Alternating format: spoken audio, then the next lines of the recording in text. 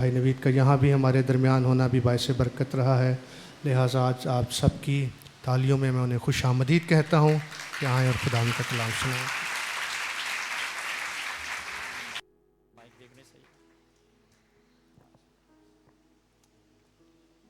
مسیح یسوع کی پاک محبت میں آپ سب کی سلامتی ہو۔ آج صبح ایک بار پھر آپ سب کو دیکھ کر میرا دل خوشی سے بھرا ہے، جوش سے بھرا ہے کہ خداوند ایک بار پھر مجھے آپ کے درمیان لایا۔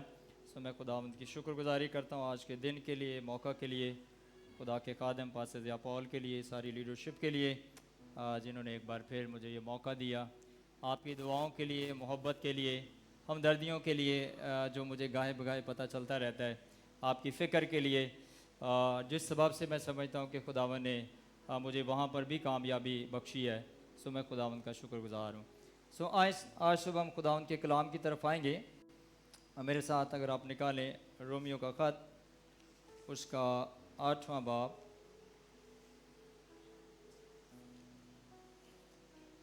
رومیو کا خط اس کا 8واں باب اور اس کی پہلی آیت سے ہم خداوند کے کلام میں سے تلاوت کریں گے۔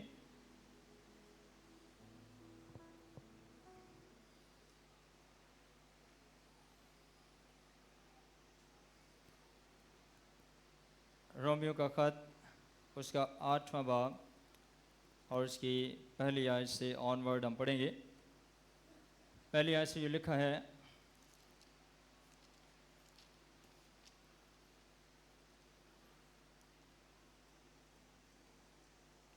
پس اب جو مسیح یسوع میں ہیں ان پر سزا کا حکم نہیں، کیونکہ زندگی کے روح کی شریعت نے مسیح یسوع میں مجھے گناہ اور موت کی شریعت سے آزاد کر دیا، اس لیے کہ جو کام شریعت جسم کے سبب سے کمزور ہو کر نہ کر سکی وہ خدا نے کیا، یعنی اس نے اپنے بیٹے کو گناہ آلودہ جسم کی صورت میں اور گناہ کی قربانی کے لیے بھیج کر جسم میں گناہ کی سزا کا حکم دیا، تاکہ شریعت کا تقاضا ہم میں پورا ہو جو جسم کے مطابق نہیں بلکہ روح کے مطابق چلتے ہیں، کیونکہ جو جسمانی ہیں وہ جسمانی باتوں کے خیال میں رہتے ہیں، لیکن جو روحانی ہے وہ روحانی باتوں کے خیال میں رہتے ہیں۔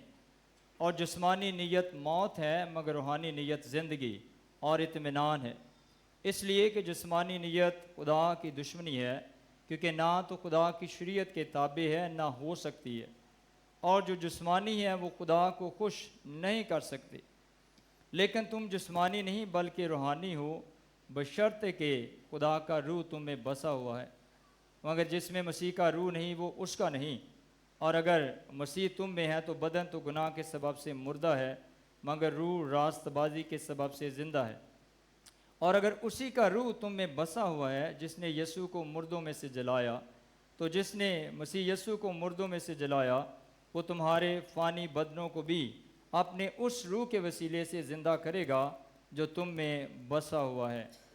پس اے بھائیو، ہم قرض دار تو ہیں مگر جسم کے نہیں کہ جسم کے مطابق زندگی گزاریں، کیونکہ اگر تم جسم کے مطابق زندگی گزارو گے تو ضرور مرو گے، اور اگر روح سے بدن کے کاموں کو نیست و نابود کرو گے تو جیتے رہو گے۔ اس لیے کہ جتنے خدا کے روح کی ہدایت سے چلتے ہیں وہی خدا کے بیٹے ہیں۔ خداوند کے پاک کلام کے پڑھے اور سنے جانے پر اس کی برکت ہو۔ آج صبح جو پیسج آپ کے ساتھ پڑھا گیا، اگر بائبل میں بھی دیکھیں تو اس کا عنوان ہے روح کے موافق چال چلنا اور روح میں زندگی بسر کرنا۔ اور جو پورا پیسج پڑھا گیا، اگر پرانی بائبل جن کے اوپر ہیڈنگز نہیں لکھی گئیں تو ان کے لیے بھی آپ اس بات کو سمجھ سکتے ہیں کہ جتنی آیات پڑھی گئیں اس میں روح کی بات ہو رہی ہے کہ کیسے روح کے مطابق چلنا ہے اور روح کے مطابق زندگی بسر کرنی ہے۔ اس لیے آج صبح میرے واعظ کا عنوان بھی ہے walking according to the spirit, walking in spirit, روح کے موافق چال چلنا، یا روحانی آدمی روح کے موافق کیسے چال چلتا ہے۔ نمبر 1 بات آپ دیکھیں تو پہلی آیت میں لکھا ہے اب جو مسیح یسوع میں ہے ان پر سزا کا حکم نہیں۔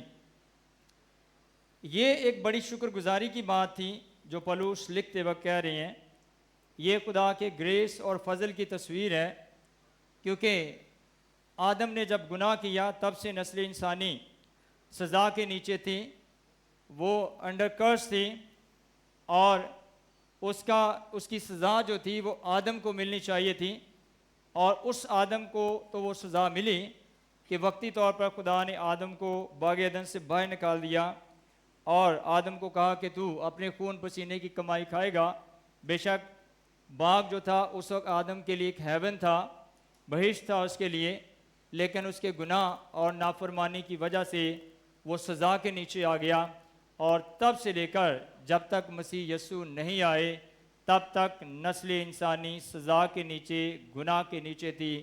لیکن جب یسوع مسیح آئے تو اس نے وہ آدم کی ساری سزا، وہ سارا گناہ اپنے اوپر اٹھا لیا اور اس کی قیمت اپنے خون سے دے کر پھر یہ بات پولس کہہ سکے کہ اب جو مسیح یسوع میں ہے ان پر سزا کا حکم نہیں۔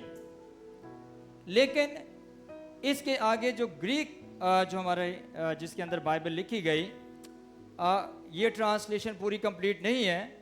اگر اس ٹرانسلیشن کو دیکھا جائے، وہ پڑھ بھی دیتا ہوں۔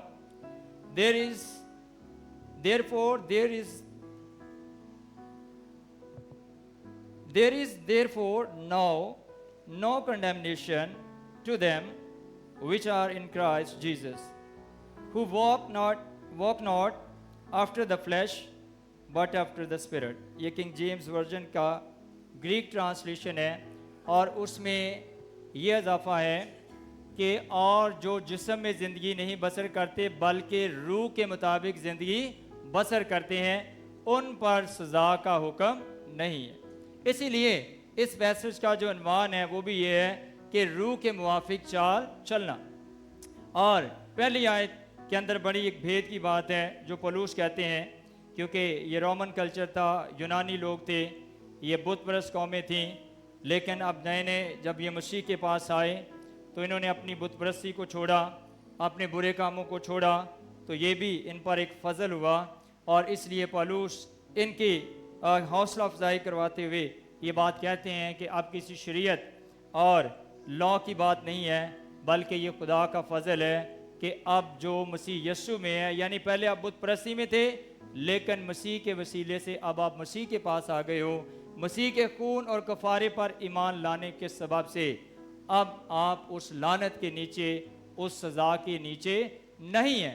لیکن اس کے ساتھ جو جڑی ہوئی سچائی ہے وہ یہ ہے کہ جو روح میں زندگی بسر کرتے ہیں، وہ جسم کے مطابق نہیں، کیونکہ یونانی لوگ جو ان کا فلسفہ تھا وہ جسم، پلیز بردر سلائیڈ چلا دیں، جو یونانی لوگ تھے وہ جسم پر بھروسہ کرتے تھے اور وہ جسم کو سب کچھ سمجھتے تھے، اور ان کے جو فلاسفر تھے، ان کے جو پڑھے لکھے لوگ تھے، وہ بھی یہ سکھاتے تھے کہ جسم سب کچھ ہے، اور جسم میں آپ جو مرضی کر لیں، جو مرضی کھا پی لیں، اس کا حساب کتاب ادھر ہی ہوگا، اوپر کوئی ڈے آف ججمنٹ نہیں ہے، کوئی اکاؤنٹیبلٹی نہیں ہے۔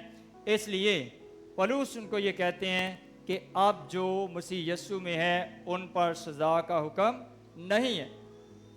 جسمانی طور پر بھی، یعنی اگر انہوں نے گناہ کیے، جسم میں زندگی گزاری، حرام کاری، جو بھی اس قوم کے اندر برائیاں تھیں، لیکن اب اگر وہ مسیح پر ایمان لے آئے ہیں تو اب وہ اس سزا کے نیچے نہیں ہیں۔ لیکن اگر انہوں نے ریئل میں مسیح کو قبول کیا تو تب یہ بات ہے، اور آج ہمارے لیے بھی ہے۔ بہت دفعہ ہم اس آیت کو لے کر تو ہم یہ نہیں کہہ سکتے کہ ہم بھی اب مسیح یسوع میں ہیں تو اس لیے ہمارے اوپر سزا کا حکم نہیں ہے۔ اس کا مطلب یہ ہے کہ سچے طور سے مسیح کو کیا کرنا پڑتا ہے؟ قبول کرنا پڑتا ہے، اس کے خون اور اس کے کفارے اور اس کے راست بازی کے کیے گئے کام کو ایمان سے قبول کرنا پڑتا ہے، اور پھر ہم اس نجات کے منصوبے میں شامل ہو جاتے ہیں اور ہمیں نئی زندگی ملتی ہے۔ آج صبح میرا جو فوکس ہوگا وہ 5ویں آیت ہوگا، اور 5ویں آیت میں ہم نے پڑھا رومیو کا خط 8واں باب اور اس کی 5ویں آیت، لکھا ہے کیونکہ جو جسمانی ہے وہ جسمانی باتوں کے خیال میں رہتے ہیں، لیکن جو روحانی ہیں وہ روحانی باتوں کے خیال میں رہتے ہیں۔ جسمانی اور روحانی میں کیا فرق ہے؟ جیسے میں نے کہا کہ میرے واعظ کا عنوان بھی ہے روح کے موافق چلنا یا روحانی آدمی۔ تو جو کلیسیا ہے، ایماندار ہیں، وہ روح کے موافق چلتے ہیں۔ اور پولوس کس روح کے موافق چال چلنے کی بات کرتا ہے، آج صبح ہم سیکھیں گے۔ آپ کے سامنے سلائیڈ میں ایک لفظ لکھا ہوا ہے، اور جسمانی کے لیے جو ورڈ یہاں پر یوز ہوا ہے وہ سارکس، پہلی والی سلائیڈ چلائیے، اور ایک دوسرا ورڈ یوز ہوا ہے جس کو سوما کہتے ہیں۔ یونانی لوگ، ایک ان کا گیت تھا، ایک نعرہ تھا، اور وہ کہتے تھے سوما سیما۔ سوما سیما کا مطلب ہے کہ جسم سب کچھ ہے۔ جسم میں آپ جو مرضی کر لیں، جو مرضی کھا لیں، جو مرضی پی لیں، جو مرضی آپ کرتے جائیں، جسم جو ہے یہ کرپٹ ہے، یہ گل سڑ جائے گا۔ دیر از نو اینی اکاؤنٹیبلٹی آف سوما۔ اس سوما کی، اس جسم کی کوئی اکاؤنٹیبلٹی نہیں ہے۔ اس لیے پولوس جب یہ خط لکھتا ہے تو اس کے ذہن میں رومن پس منظر ہے، رومن کلچر ہے، رومن عادات ہیں جو ان لوگوں کی تھی اس معاشرے کے اندر، جیسے شراب نوشی، بسیار خوری، جنسی حرام کاری، یہ چیزیں عام تھیں۔ جسم کو خوش کرنے کے لیے جو مرضی آپ کر سکتے ہیں۔ پولوس جب یہ بات لکھتے ہیں جسمانی اور روحانی ہونے کی، تو اس کے ذہن میں رومن پس منظر تھا، وہ بیک گراؤنڈ تھا۔ اسی لیے وہ کہتا ہے کہ جو جسمانی ہے وہ جسمانی باتوں کے خیال میں رہتے ہیں، لیکن جو روحانی ہیں وہ روحانی باتوں کے خیال میں رہتے ہیں۔ پہلا ورڈ سارکس، یہاں پر جو جسمانی کے لیے ورڈ یوز ہوا وہ سوما نہیں ہے بلکہ سارکس، اور اس سارکس کا مطلب ہے جانوروں کا گوشت، انسانی گوشت، یہ ہمارا جسم، باڈی، ہمارے جذبات، ہماری گناہ آلودہ انسانیت، سرشت، کارنیلٹی، جسمانیت، یہ اس لفظ کے مطلب ہیں جو یہاں پر پولوس استعمال کرتے ہیں، کہ جو جسمانی ہیں وہ جسمانی نیت میں رہتے ہیں اور اسی کے بارے میں سوچتے ہیں اور اسی کے مطابق اپنی زندگی بسر کرتے ہیں۔ لیکن آگے لکھا ہے جو روحانی آدمی ہے، روحانی ہے، وہ روح کی باتیں سوچتا ہے، وہ جسم کی نہیں سوچتا۔ اور اس خط کا پس منظر میں نے آپ کو بتایا کہ ان کے ایسا کرنے اور سوچنے کی وجہ ان کا یونانی فلسفہ تھا، کہ ان کا یونانی فلسفہ ان کو یہ سکھاتا تھا کہ آپ اپنے جسم کو خوش کر لیں، جو مرضی کر لیں، اس کی کوئی اکاؤنٹیبلٹی نہیں ہے۔ اور آج صبح جس بات پر میں فوکس کر رہا ہوں وہ بھی یہ ہے کہ روحانی آدمی اور جسمانی آدمی، روحانی آدمی کوشش کرے گا کہ وہ روح کے موافق چال چلے، وہ روح کے مطابق زندگی بسر کرے، وہ روح کے بارے میں سوچے اور روح کو خوش کرے۔ پولوس کہتا ہے غلطیوں کے خط میں کہ ہمارا جسم اور ہماری روح یہ دو اوپوننٹس ہیں دونوں، اور دونوں ہی ایک دوسرے کے دشمن ہیں۔ روح جو ہے وہ جسم کے خلاف کام کرتا ہے اور جسم جو ہے وہ روح کے خلاف کرتا ہے۔ لیکن روح پر غالب آنے کے لیے غلطیوں 5:23 سے آپ آنورڈ پڑھیں تو وہاں پہ لکھا ہے لیکن اگر روح سے جسم کے کاموں کو نیست کرو گے تو کس پر غالب آؤ گے؟ روح پر غالب آؤ گے۔ لیکن اگر جسم ہمارے اوپر غالب آ جائے گا تو پھر روح جو ہے وہ دب جاتی ہے اور روح اس طور سے ہمارے اندر فنکشن نہیں کرتی۔ آج صبح ہم اسی بات پر غور کریں گے اور سیکھیں گے کہ ایک روحانی آدمی کیسے روح کے مطابق زندگی بسر کرتا ہے اور اپنے جسم سے بڑھ کر وہ روحانی زندگی کی فکر کرتا ہے اور وہ کوشش کرتا ہے کہ وہ روحانی چال چلے، روح کے موافق چال چلے۔ ویسے جس دنیا میں ہم جیتے ہیں تو جب سے انسان توبہ کرتا ہے، بپتسمہ لیتا ہے، اس دن سے اس کی ایک چال، ایک واک شروع ہو جاتی ہے، یا اس کو ایک روحانی ریس کہہ سکتے ہیں، وہ شروع ہو جاتی ہے، اور اس کو ہر روز ابلیسی قوتوں، گناہ اور تاریکی کی قوتوں کا مقابلہ کرنا پڑتا ہے۔ لیکن جہاں جہاں پر وہ خدا کے روح کی مدد سے ان پر غالب آتا ہے، وہ روح میں زوراور ہوتا جاتا ہے، لیکن جہاں پر گناہ اور بدی اور تاریکی کی رغبتیں اور سرشتیں اس پر غالب آ جاتی ہیں، وہاں وہ روحانی طور پر کمزور ہوتا نظر آتا ہے۔ لیکن آج صبح ہم سیکھنے کی کوشش کریں گے کہ کیسے ہم روحانی طور پر غالب آ سکتے ہیں، فتح پا سکتے ہیں، اور ایک روحانی شخص جو ہے وہ روح کی فکر کرتا ہے، اور روح جو ہے اس پر غالب رہتی ہے، اور وہ روح کی ہدایت سے چلتا ہے۔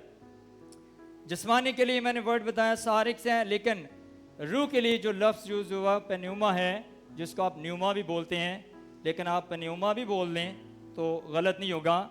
پنیوما لفظ کا مطلب ہے سانس، اور اس کا مطلب ہوا کا جھونکا بھی ہے، اور علامتی طور پر یہ انسان کی روح جو ہے اس کے لیے بھی یہ ورڈ یوز ہوا ہے۔ اور ہماری انڈرسٹینڈنگ کے مطابق یونا کی انجیل میں جو روح القدس کا وعدہ ہے اور روح القدس کے لیے جو لفظ یوز ہوا ہے وہ بھی یہی ورڈ پنیوما ہی استعمال ہوا ہے، اور اس کا مطلب ہے Christ spirit and holy ghost and holy spirit. تو یہ خدا کا روح ہے۔ اگر ہم روح کے موافق زندگی بسر کرتے ہیں تو پھر اس کا مطلب ہے ہم کس روح کے بارے میں بات کرتے ہیں، کس روح کے بارے میں سوچتے ہیں، کس روح کو حاصل کرنے کی کوشش کرتے ہیں۔ پنیوما کو، خدا کے روح کو، جو روح القدس ہے، جو پاک روح ہے، ہم اس کو پانے اور اس کے مطابق زندگی بسر کرنے کی کیا کرتے ہیں، کوشش کرتے ہیں۔ اسی لیے رومیو 8:5 میں لکھا ہے، لیکن جو جسمانی ہے وہ جسمانی باتوں کے خیال میں رہتے ہیں، لیکن جو روحانی ہے وہ روحانی باتوں کے خیال میں رہتے ہیں۔ ایک روحانی شخص کی کیا کوشش، کیا کاوش ہو سکتی ہے روح میں بڑھنے کے لیے؟ اس سے پہلے کہ ہم اس کی طرف جائیں، میں ایک پوائنٹ اپنا مس کر گیا تھا۔ روح کے موافق چال چلنے کے لیے برادر سلائڈ، چونکہ یہ آگے والی سلائڈ نہیں چل رہی LED، تو اس لیے مجھے تھوڑا مشکل ہو رہا ہے۔ اودیمیا ورڈ نکالیے پلیز، اودین۔ پہلی آیت کے اندر ایک خاص پوائنٹ میں بتانا چاہتا تھا کہ اب جو مسیح یسوع میں ہے ان پر سزا کا حکم نہیں، اس کی وجہ میں نے بتائی، اور اس کے آگے یہ ہے کہ جو روح کے موافق چال چلتے ہیں۔ اس میں ایک اشارتاً میں کہا تھا کہ جو بڑی بھید کی بات ہے وہ میرے لیے بھی نئی بات تھی، اور وہ 2 گریک ورڈ میں نے آپ کے سامنے لکھے ہیں، اور پہلا ورڈ ہے اودیس، اودیمیا۔ اودیس اس کا اوریجن ہے جس کا مطلب ہے اب سزا کا حکم نہیں ہے، اور اس کے اندر جو اودیمیا ہے یہ اس کا فیمینن جنڈر ہے، اور جو اودین ہے یہ اس کا نیوٹر جنڈر ہے، جو دونوں فیمینن اور میل کے لیے یوز ہوتا ہے۔ اور آگے اس کا مطلب لکھا ہے آپ کے سامنے۔ نو کنڈیمنیشن کا جو گریک کے مطابق ٹرانسلیشن ہے وہ ہے ناٹ ایون ون کنڈیمنیشن۔ اگر ہم روح کے موافق چال چلتے ہیں، اردو میں یہ کلیئر نہیں ہے، لیکن اگر ہم مسیح یسوع میں ہیں اور ہم روح کے موافق چال چلتے ہیں تو ہمارے اوپر ایک بھی گناہ کی سزا نہیں ہے۔ یہ خدا کا کتنا بڑا گریس میرے اور آپ کے لیے، یعنی ایک بھی گناہ کی سزا مجھے اور آپ کو اس کو پے نہیں کرنا پڑے گا، بلکہ سب کے لیے خداوند یسوع مسیح نے اس کی پرائس سلیپ پر کیا کر دی ہے، ادا کر دی ہے۔ یہ کتنا بڑا خدا کا فضل ہے کہ بے شک ہمارے گناہ لکھا ہے سر کے بالوں سے بھی زیادہ ہیں، اگر ہم ان کو گننا چاہیں تو گن نہیں سکتے، لیکن ہمارے ان سب گناہوں کی سزا مسیح یسوع نے اپنے اوپر لے لی اور ہمیں اس قید سے کیا کر دیا ہے، آزاد کر دیا۔ ہم اپنے پوائنٹ کی طرف واپس آئیں گے۔ پوائنٹ میں یہ شیئر کر رہا تھا کہ کیسے ایک روحانی آدمی وہ کوشش یا کاوش کرتا ہے جس سے وہ کوشش کرے گا کہ وہ روح میں زوراور بنتا جائے اور جسم پر غالب آتا جائے۔ ایک روحانی آدمی کی پہلی کوشش یا کاوش یہ ہوگی کہ وہ خدا کے روح سے پیدا ہونے کی کوشش کرے گا۔ جو شخص خدا کے روح سے پیدا ہوتا ہے وہی روحانی شخص ہو سکتا ہے، لیکن جو خدا کے روح سے پیدا نہیں ہوتا وہ روحانی شخص نہیں ہے، وہ جسمانی ہے، اور وہ اپنے طور سے وہ کوشش کرتا ہے دنیا میں جینے کے، روحانی کام کرنے کے۔ کیسے ہم اس بات کو سمجھ سکتے ہیں؟ یونا کی انجیل کا 3 باب اور اس کی 30 آیت سے 6 آیت تک پڑھیں تو وہاں پر ایک واقعہ ہمیں نظر آتا ہے. ایک بزرگ شخص خداوند یسوع مسیح کے پاس آتا ہے, اس کا نام نیکودیمس ہے, اور نیکودیمس خداوند یسوع مسیح کہتے ہیں کہ جو جسم سے پیدا ہوا ہے وہ جسم ہے, اور جو روح سے پیدا ہوا وہ روح ہے. اور خداوند یسوع مسیح نے نیکودیمس سے کہا کہ تمہیں نئے سرے سے پیدا ہونا کیا ہے, ضرور ہے. وہ اس بات کو نہ سمجھا اور اس نے کہا کہ کیا میں اس عمر میں بھی دوبارہ اپنی ماں کے پیٹ میں جاؤں اور دوبارہ جنم لوں؟ لیکن پھر خداوند یسوع مسیح نے اس کو یہ بات سمجھائی کہ جو جسم سے پیدا ہوا وہ جسم ہے, اور جو روح سے پیدا ہوا وہ روح ہے. اور پھر خداوند یسوع مسیح نے کہا کہ جب تک کوئی پانی اور روح سے پیدا نہ ہو وہ خدا کی بادشاہی میں داخلہ کیا اس کو دیکھ بھی نہیں سکتا. یہ خدا کے روح سے اور کلام سے پیدا ہونا ہے کہ خدا کا کلام ہمیں تحریک بخشتا ہے گنہگار شخص کو. وہ جب سنتا ہے تو وہ ایمان لاتا ہے, اور خدا کا روح جو ہے وہ اس کو قائل کرتا ہے. جب یہ دونوں مل کر کام کرتے ہیں تو پھر ایک روحانی شخص کا جنم ہوتا ہے, اور اس کے بعد وہ جسمانی نہیں رہتا بلکہ وہ کس کے خاندان میں پیدا ہو جاتا ہے, خدا کے خاندان میں, کلیسیا میں پیدا ہو جاتا ہے. اور اس کے بعد جسم اس پر غالب نہیں ہوتا بلکہ وہ خدا کے روح کی ہدایت سے چلنا شروع کر دیتا ہے. لیکن روحانی چال چلنے کے لیے, روح کے موافق چال چلنے کے لیے کہ کیسے ہم روح کے موافق چال چل سکتے ہیں, نمبر 1 پوائنٹ جو میں آپ کو بتا رہا ہوں, خدا کے روح سے پیدا ہونا ضروری. جب تک کوئی شخص خدا کے روح سے اور کلام سے پیدا نہ ہو وہ روحانی چال چل ہی نہیں سکتا, وہ روح کے موافق چل ہی نہیں سکتا, کیونکہ وہ روحانی طور پر خدا سے پیدا نہیں ہوا. اسی لیے خداوند یسوع مسیح گلہ بھی کرتے تھے اور فقیہ اور فریسیوں کی سرزنش بھی کرتے تھے. یوحنا کی انجیل کے 8ویں باب میں اس کا ذکر ہے کہ تم اپنے باپ ابلیس سے, حالانکہ وہ شرع کے عالم تھے, سردار تھے, لیکن وہ ہر وقت جسمانی نیت میں رہتے تھے, جسمانی باتوں کے خیال میں رہتے تھے, لیکن روحانی باتوں کی فکر میں نہیں تھے. اور اسی لیے خداوند یسوع مسیح انہیں کہتے ہیں کہ تم اپنے باپ ابلیس سے ہو. کیوں اپنے باپ ابلیس سے ہو؟ کیونکہ تم اپنے باپ ابلیس کی خواہشوں کو کیا کرتے ہو, پورا کرتے ہو. اور جو جسمانی شخص ہے, جسمانی کا مطلب یہاں پر کرپٹ نیچر ہے, جو تباہی کی طرف جا رہی ہے, جو بربادی کی طرف جا رہی ہے, جو ڈکے کی طرف جاتی ہے, اور انسان روز بروز اس تباہی اور بربادی کی طرف بڑھتا چلا جاتا ہے. پھر روح کے موافق چال چلنے کے لیے روح سے معمور ہونا ضروری ہے. کیا آپ سمجھتے ہیں کہ میں روح کے موافق چال چلوں, لیکن کیا میں روح سے معمور ہوا؟ ابھی جیسے پاسٹر آصف نے بھی ذکر کیا کہ اگلے مہینے جو عبادات ہوں گی وہ عید پینتیکوس کے حوالے سے ہوں گی, تاکہ کلیسیا روح کے کاموں کو اور بہتر طور پر سمجھے. لیکن ان کا ایک بڑا مقصد کہ کلیسیا خدا کے روح کو جانے اور خدا کے روح کو کیا کرے, حاصل کرے, اور کلیسیا روحانی طور پر کیا بنے, مضبوط بنے. اس لیے روحانی چال چلنے کے لیے روح القدس سے معمور ہونا بھی ضروری ہے. لیکن اگر ہم روح سے معمور نہیں ہیں, روح ہمارے پاس نہیں ہے, تو کیا ہم روحانی طور پر چال چل سکتے ہیں, یا کیا ہم اس دوڑ میں شریک رہ سکتے ہیں؟ یوحنا کی انجیل کے 14ویں باب میں خداوند یسوع مسیح نے روح القدس کا وعدہ کیا تھا کہ میں جاؤں گا اور جا کر کیا کروں گا, دوسرا مددگار بھیجوں گا. کیوں بھیجوں گا؟ لکھا ہے وہ ہمیشہ کے لیے کیا ہوگا, تمہارے اندر ہوگا. اور اس کے لیے جو ورڈ یوز کیا گیا ہے دوسرا مددگار. یہ دوسرا مددگار میں سمجھتا ہوں کہ ہم اپنے اس روحانی واک میں, اس کرسچن واک میں نہیں چل سکتے, لیکن خدا کا روح اس روحانی چال چلنے میں ہماری کیا کرتا ہے, مدد کرتا ہے. کیونکہ اس کو کیا کہا گیا ہے, وہ کیا ہے, مددگار ہے, وہ دوسرا مددگار ہے. اور خداوند یسوع مسیح نے جانے سے پہلے یہ وعدہ کیا تھا کہ میں جا کر دوسرا مددگار کیا کروں گا, بھیجوں گا, اور وہ تمہارے اندر ہوگا, تمہارے ساتھ رہے گا, اور لکھا وہ تمہیں سکھائے گا. بہت دفعہ ہم اپنی کوشش سے روحانی طور پر مضبوط ہونے اور روحانی چال میں دوڑنے یا قائم رہنے کی بات کرتے ہیں، لیکن پھر گناہ، پھر کمزوری، پھر کوئی نہ کوئی ویک پوائنٹ ہمارا سامنے آ جاتا ہے۔ لیکن میں سمجھتا ہوں کہ اس میں خدا کا روح جو ہے وہ ہمارا مددگار ہے، جو روحانی چال چلنے میں ہماری کیا کرتا ہے؟ مدد کرتا ہے۔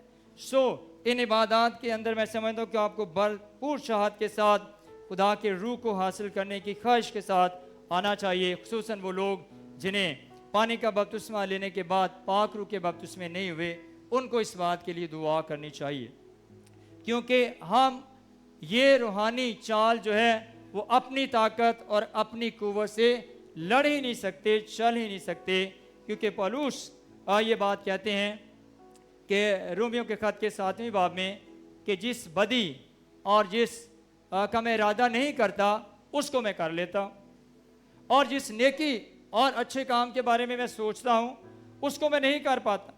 یہ ہماری انسانی کمزوری ہے کہ بہت دفعہ ہم اچھے کاموں کا سوچتے ہیں، اس کو کرنے کی کوشش کرتے ہیں، لیکن ہم اس کو کر نہیں پاتے، اور اسی لیے پولس رومیو ہی کے خط میں 7ویں باب کی 24ویں آیت میں یہ بات کہنے پر مجبور ہوا کہ ہائے میں کیسا کم بخت آدمی ہوں۔ یعنی وہ اپنے آپ کو کہہ رہا ہے کہ میں کم بخت آدمی ہوں، یعنی جس نیکی کا میں ارادہ کرتا ہوں، جس اچھے کام کا میں ارادہ کرتا ہوں، وہ کام مجھ سے بن نہیں پڑتا، لیکن جس بدی اور جس گناہ اور برے کام کا ارادہ میں نہیں کرتا اس کو میں کر لیتا ہوں، کیونکہ گناہ میرے پاس موجود ہوتا ہے اور وہ مجھ سے غلط کام کرواتا۔ کیا ہم سب بھی ان حالات میں سے گزرتے ہیں یا نہیں؟ میرا خیال ہے کہ اس زندگی کے اندر ہم سب کو اس کا ساتھ واسطہ پڑتا ہے، لیکن اگر خدا کا روح ہمارے ساتھ ہے، وہ ہمارے ساتھ موجود ہے، تو پھر میرا خیال ہے کہ ہم اس روحانی چال میں، روحانی دوڑ میں کامیابی سے دوڑ سکیں گے، اور ہم اس انعام اور سہرے کو حاصل کر سکیں گے جس کا وعدہ خداوند یسوع مسیح نے اپنے لوگوں سے کیا ہے۔ پھر روحانی چال چلنے والا شخص، روح کے موافق چلنے والا شخص، وہ دیکھی چیزوں پر نگاہ نہیں کرتا بلکہ وہ اندیکھی چیزوں پر نگاہ کرتا۔ اس کی نگاہ اس دنیا پر نہیں بلکہ اس کی نگاہ آسمان پر ہوتی ہے۔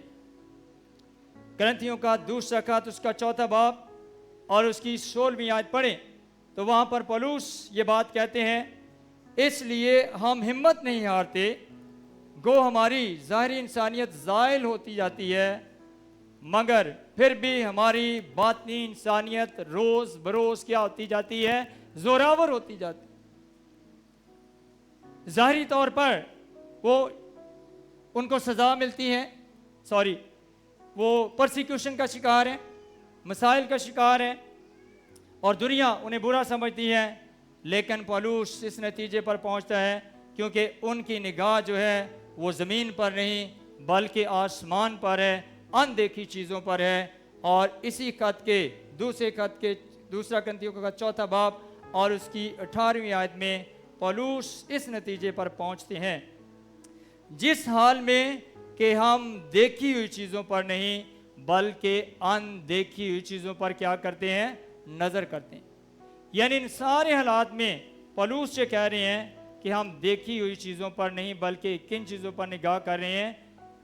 اندیکھی ہوئی چیزوں، انویزیبل تھنگس، جو آسمان پر خدا نے اپنے لوگوں کے لیے تیار کر رکھی ہیں۔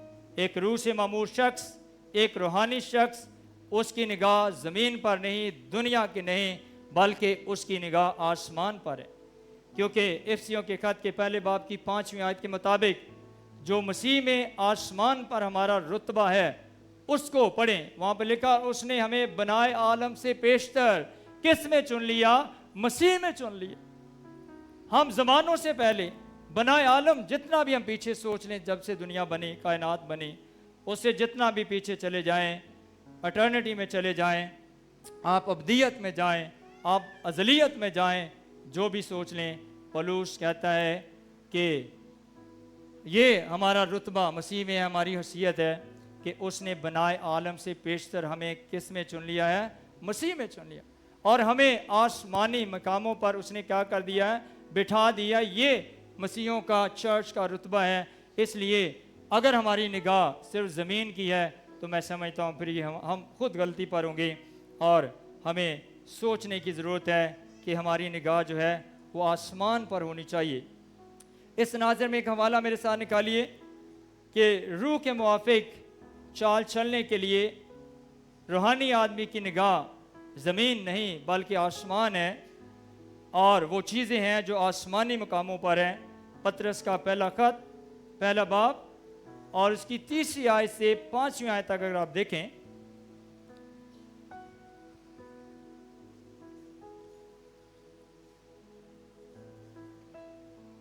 پطرس کا پہلا خط، اس کا پہلا باب اور اس کی 3 آیت سے لے کر 5 آیت تک دیکھیے۔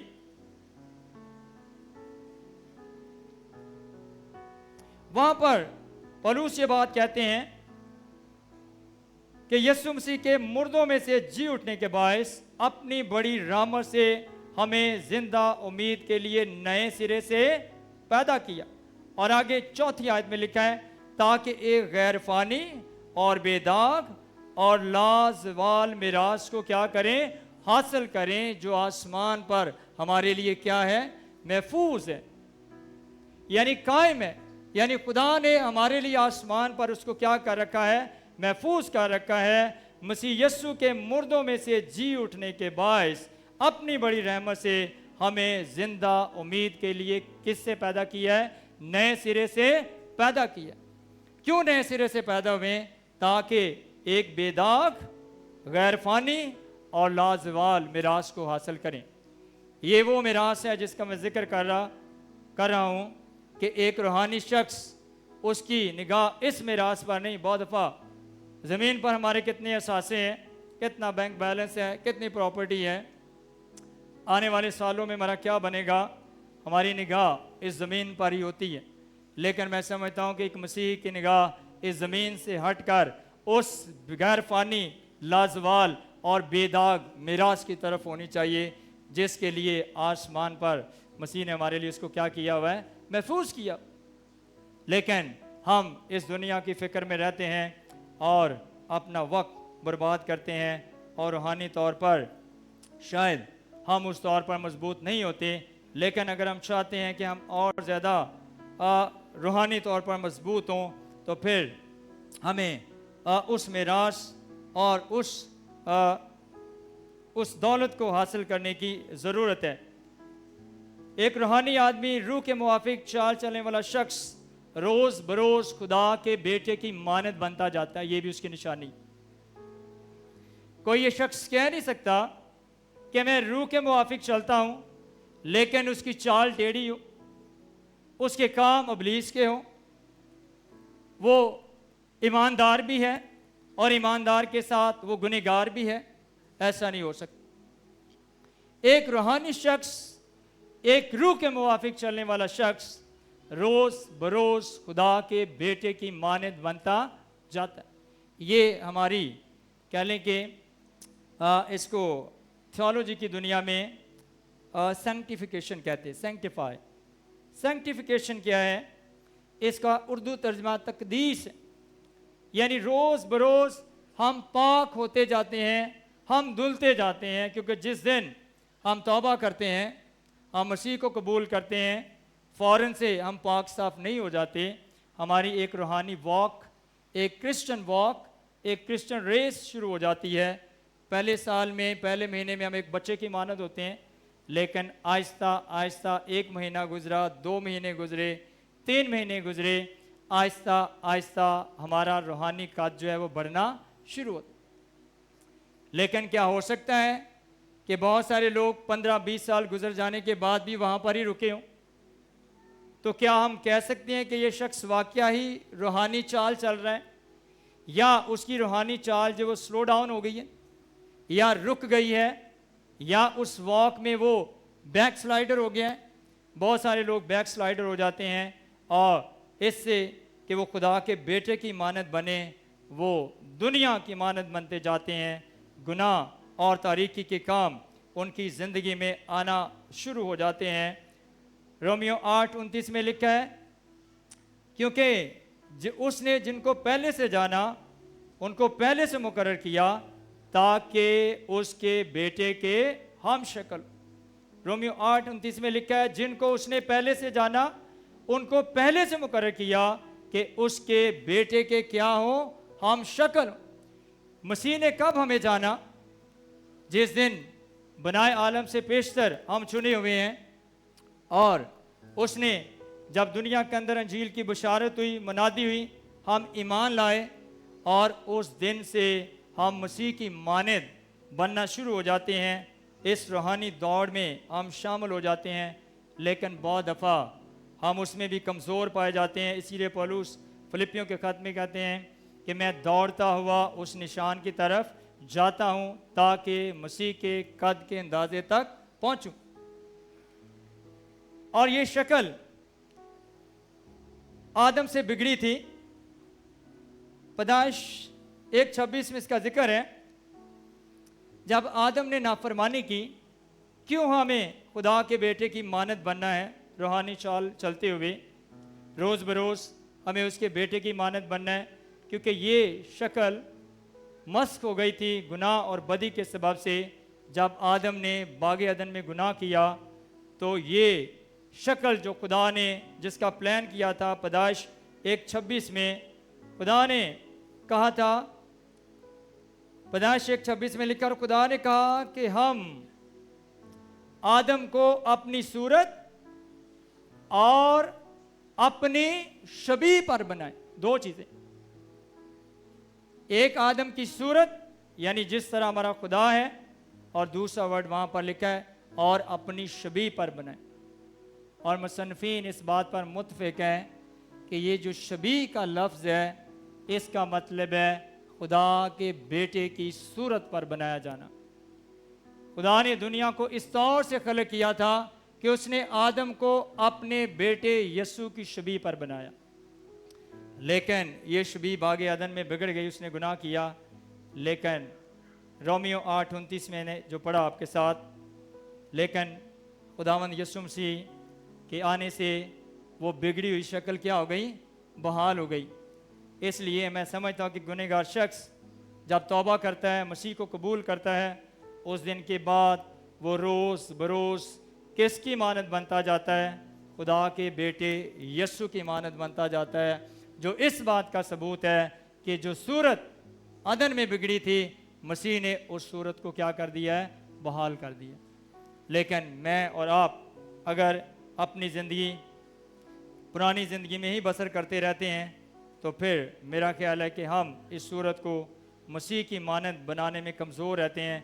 लेकिन एक रूहानी शख्स जो रूह के मुवाफिक चाल चलता है, वो कोशिश करता है कि वो रोज़ बरोज़ खुदा के बेटे की मानद बने। फिर रूहानी शख्स जो है वही खुदा के रूह की बातें समझता है, लेकिन जो जिस्मानी है वो खुदा के रूह की बात को नहीं समझता। रूह के मुवाफिक चाल चलने वाले कलीसिया ईमानदार खुदा के लोग वही खुदा के रूह की बातों को क्या कर सकते हैं? समझते हैं और सुनते भी हैं। लेकिन जो गुनाह में लोग हैं, जिस्मानी लोग हैं, नफसानी लोग हैं, ना तो वो खुदा के कलाम को सुनना चाहते हैं, ना मसीह को कबूल करना चाहते हैं। इसलिए वो रूहानी बातों को समझने से क्या है? कासर। करंथियों का पहला खत उसका दूसरा बाब और उसकी 14वीं आयत में पौलुस ये कहते हैं, मगर नफसानी आदमी खुदा के रूह की बातें कबूल नहीं करता। याद रखें, बाइबल में 3 तरह के आदमियों का जिक्र है। नंबर 1, 2 आदमियों का जिक्र मैंने आपके साथ कर दिया। रोमियो के खत के 8वें बाब की 5वीं आयत में। पहला आदमी कौन सा है जिस पे हम जोर दे रहे हैं ज़्यादा? रूहानी आदमी। रूहानी आदमी कौन सा है? अभी कुछ पॉइंट्स मैंने आपको बताएं कि जो खुदा से पैदा हुआ है, खुदा के रूह से मामूर है, जो खुदा की आवाज़ सुनता है, वो जिस्म के काम नहीं करता। लेकिन दूसरा आदमी जिस्मानी आदमी है, जो जिस्म से पैदा हुआ। लेकिन इसका तीसरा जो कैटेगरी है वो नफसानी आदमी। नफसानी आदमी के लिए वो आदमी है जो बेखुदा, खुदा को नहीं जानता और वो खुदा से दूर है। لیکن یہاں پر جسمانی کو سمجھنے کے لیے کرنتھیوں کا پہلا خط اس کے 30 باب کی پہلی آیت میں پولس یہ بات کہتے ہیں کہ میں تم سے اس طرح کلام نہ کر سکا جس طرح روحانیوں سے بلکہ جیسے جسمانیوں سے. تو وہاں پر جسمانیوں سے مراد کہ ہیں وہ روحانی. یہ بات شاید آپ کے لیے سمجھنا مشکل ہو تھوڑا سا. ہیں وہ روحانی لیکن ان کے خیالات دنیا کے ہیں, ان کی سوچیں, ان کے کام جو ہیں وہ دنیا کے ہی ہیں. اس لیے وہ اس روحانی دوڑ میں دوڑتے نہیں رہتے, وہ آسمانی چیزوں کے خیال میں نہیں رہتے, اور وہ جسمانی ہیں. روحانی ہونے کے باوجود بھی وہ کیا ہیں؟ جسمانی. اسی لیے پولس کرنتھیوں کے پہلے خط کے 30 باب کی پہلی آیت سے پڑھ لیں. وہاں پر کرنتھس کی کلیسیا کو خط لکھتے ہوئے پولس یہ بات کہتے ہیں کہ میں تم سے اس طور سے کلام نہ کر سکا جس طرح روحانیوں سے بلکہ جیسے جسمانیوں سے. وہاں پر جو جسمانیوں کے لیے ٹرانسلیشن ہے وہ ہے کارنلٹی, اور کارنل کا مطلب ہوتا ہے امیچور, نابالغ. یعنی ہیں روحانی لیکن ابھی تک یہ بالغ نہیں ہے, اور انہیں بالغ ہونے کی کیا ہے؟ ضرورت. لیکن یہاں پر جو بات ہو رہی ہے کہ جو نفسانی آدمی ہے, جسمانی سے ایک کیٹیگری اور, یعنی جسمانی نیت والا جو ہے اس نے مسیح کو جان لیا ہے, وہ کلیسیا میں بھی شامل ہے. یہ کلیسیا کی تصویر جسمانی لوگوں کی. جسمانی سے مراد آپ بے خدا معاشرے کی طرف نہ جائیں, یہ کلیسیا کی تصویر بتا رہا ہوں آپ کہ کلیسیا کے اندر بھی 3 کیٹیگری کے لوگ ہیں. نمبر 1 روحانی, نمبر 2 جسمانی, جو جسمانی باتوں کے خیال میں رہتے ہیں, روحانی ہونے کے باوجود ان کی سوچیں, ان کے خیال, ان کے کام وہ دنیا کے ہیں, اور ان کی نگاہ دنیا ہی کی طرف رہتی ہے. لیکن تیسری کیٹیگری جو ہے وہ نفسانی آدمی ہے, وہ بے خدا آدمی ہے, جو خدا کو نہیں جانتا, وہ ایتھیسٹ ہے, وہ خدا پر ایمان نہیں رکھتا, وہ نہ مسیح کی بات سننا چاہتا ہے, نہ اس کو قبول کرتا ہے, نہ اس کے کلام پر عمل کرے. لیکن ہم شکر ادا کرتے ہیں, ہم کیا ہیں؟ ہم اپنے آپ کو کیا سمجھتے ہیں؟ ہم روحانی ہیں یا جسمانی؟ ہم روحانی ہیں, کیونکہ ہم خدا کے روح سے کیا ہوئے ہیں؟ پیدا ہوئے. لیکن جو سوچ, جو خیال میں آپ کو دے رہا ہوں کہ روحانی ہونے کے باوجود بھی اگر ہم جسم میں ہی زندگی بسر کرتے ہیں, ہم جسم ہی کی سوچتے رہتے ہیں, تو پھر پولس یہ بات کہتا ہے کہ میں تم سے اس طور سے کلام نہ کر سکا جیسے روحانیوں سے بلکہ جیسے جسمانیوں سے. کیوں کہتا ہے ابھی تم بچے ہو, تمہیں ٹھوس غذا کی ضرورت ہے, لیکن میں تمہیں ایک بچے کی طرح دودھ والی غذا دے رہا ہوں. تمہیں وقت کے لحاظ سے کیا ہو جانا چاہیے تھا؟ استاد ہو جانا چاہیے تھا, مگر ابھی تک روحانی طور پر کیا ہے؟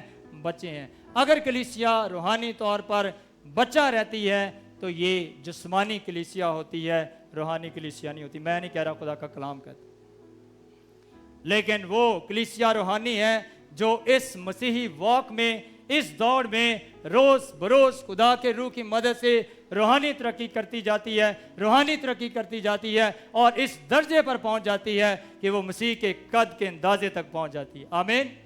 وہ کلیسیا, وہ شخص, وہ آدمی روحانی آدمی ہے. لیکن اگر کلیسیا میں ہونے کے باوجود بھی ہم جسم میں ہیں, جسم کے خیالات میں زندگی بسر کرتے ہیں, تو ہم روحانی نہیں بلکہ ہم کیا ہیں؟ جسمانی ہیں, کارنل ہیں, اور جسم میں زندگی بسر کر رہے ہیں.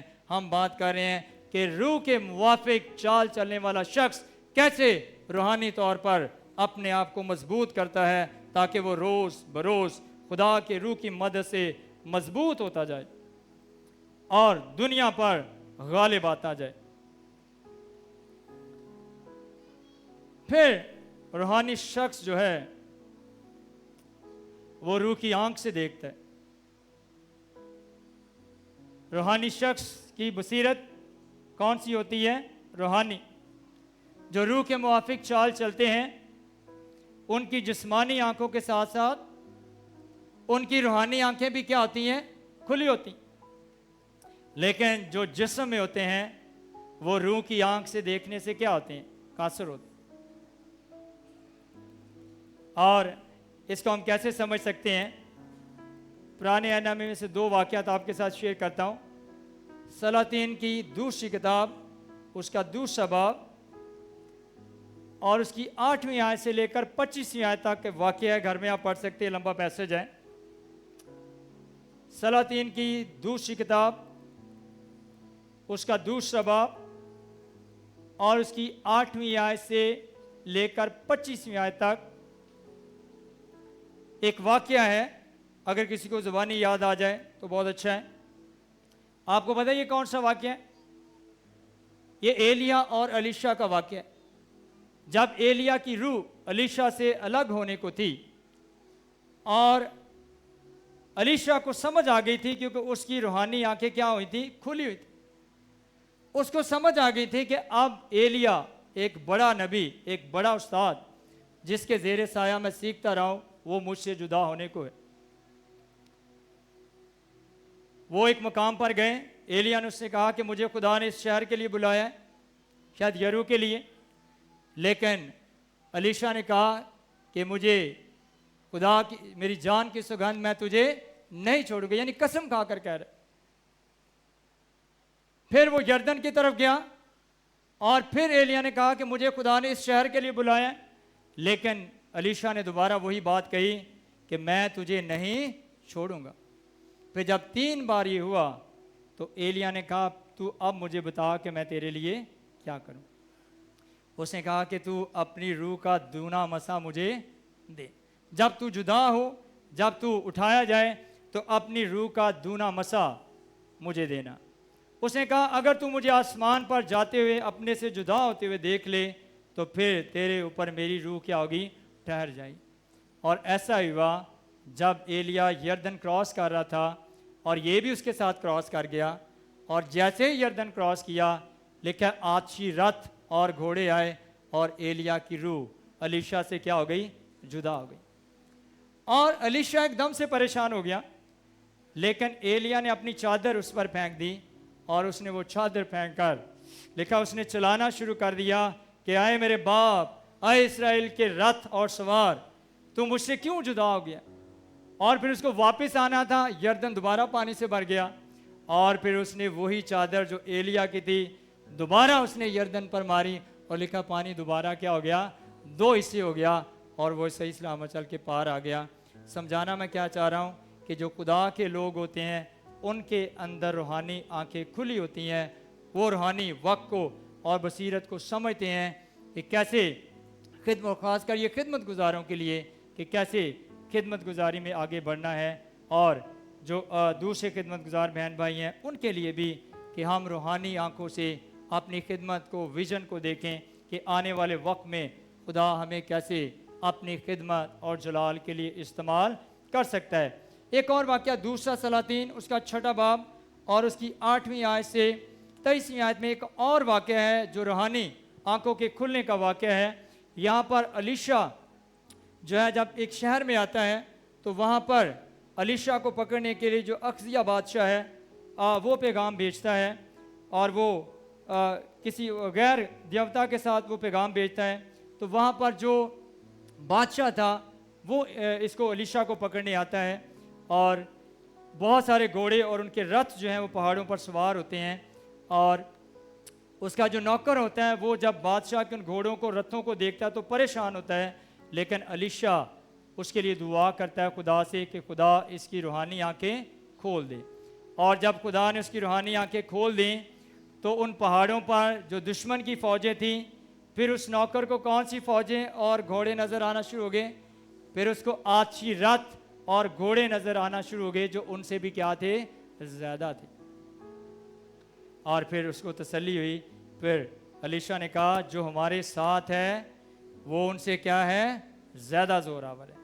کبھی کبھی ہم حالات سے، واقعات سے، خاندانی زندگی سے ہم پریشان ہوتے ہیں، لیکن یاد رکھیں بہن بھائیوں، اگر ہم روحانی لوگ ہیں، اگر ہم روح کے موافق چال چلنے والے ہیں، تو پھر ہماری روحانی آنکھیں کیا ہونی چاہیے؟ کھلی ہونی چاہیے۔ ہم حالات اور واقعات کو دیکھیں کہ کیسے ہم تاریکی کی قوتوں پر، ابلیسی قوتوں پر کیا آ سکتے ہیں؟ غالب آ سکتے ہیں۔ گنتی کی کتاب میں جوشوا اور کیلب کا بھی ذکر ہے کہ وہاں پر جب جاسوسوں کو بھیجا گیا، جب وہ شہر پر قبضہ کرنے کو تھے، تو موسیٰ نے 10 جاسوسوں کو بھیجا लेकिन जब वो वहाँ पर गए तो उन्होंने देखा कि वहाँ के लोग बड़े लंबे चौड़े जवान हैं, वहाँ पर जबार हैं, बनी अनाक हैं, जो जबारों की औलाद है। तो बाकी सब परेशान हो गए और उन्होंने कहा कि हम तो उनकी निगाह में क्या नज़र आ रहे थे, जैसे क्या होते हैं ग्रास हॉपर, टिड्डे, और हमें लग रहा था जैसे हम अपनी ही निगाह में बहुत नीचे हैं। लेकिन उसमें दो लोग थे जिनकी रूहानी आंखें क्या थी, खुली हुई थी, और उन्होंने कहा हम उनको क्या कर लेंगे, हम उन पर तसर्रुफ कर लेंगे, वो हमारी खुराक हैं, क्योंकि हमारे साथ कौन है, यहोवा खुदा है। कभी कभी हालात, वाक़यात, बीमारियां, परेशानियां हमारे ख़ानदानों में आती हैं और वो इन जबार की तरह, जाती जूलियत की तरह हमें हराना, नॉक डाउन करना चाहती हैं। लेकिन जब हमारी रूहानी आंखें खुली होंगी तो हम उन पर क्या आ सकते हैं, गालिब आ सकते हैं। रूहानी आदमी जो है वो रूह की आंख से देखता है और उसकी रूहानी आंखें क्या होती हैं, खुली होती हैं, और वो उन पर क्या आता है, गालिब आता है। फिर रूहानी आदमी खुदा के रूह से मामूर होता जाता है। ये नहीं कि सिर्फ एक दिन जब पाक रूह का बपतिस्मा हुआ, चंद गैर ज़बानें मिल गईं और उसके बाद वो भूल जाता है।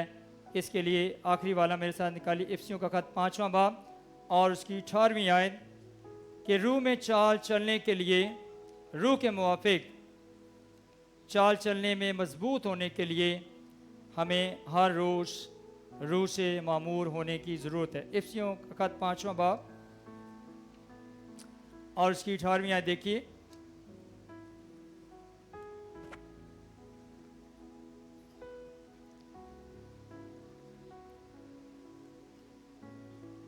इफिसियों का खत 5वां बाब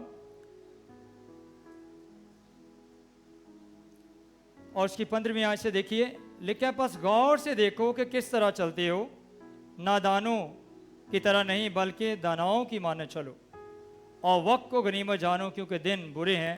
इस सबब से नादान ना बनो बल्कि खुदावंद की मर्जी को समझो कि क्या है।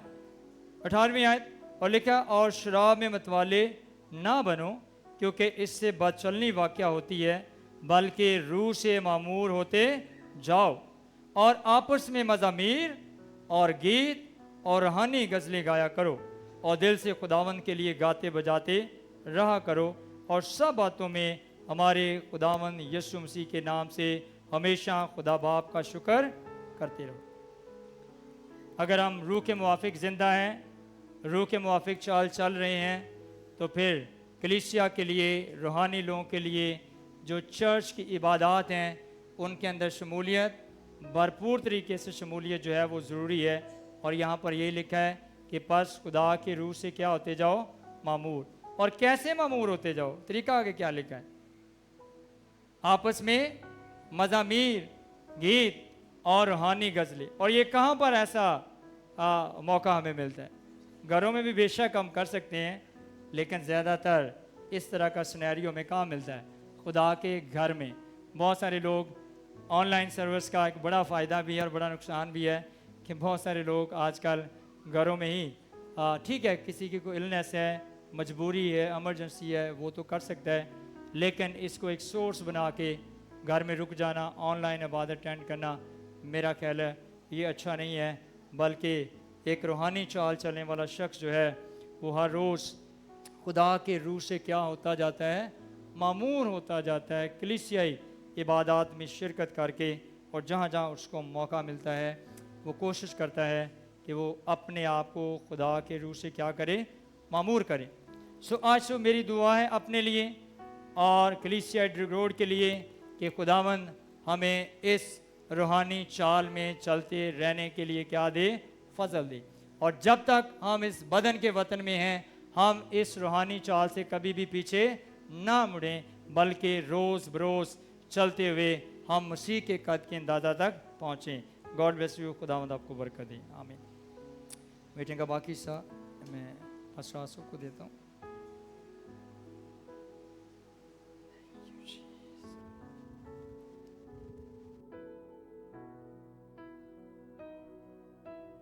हेलो, शुक्रिया भाई नवीद।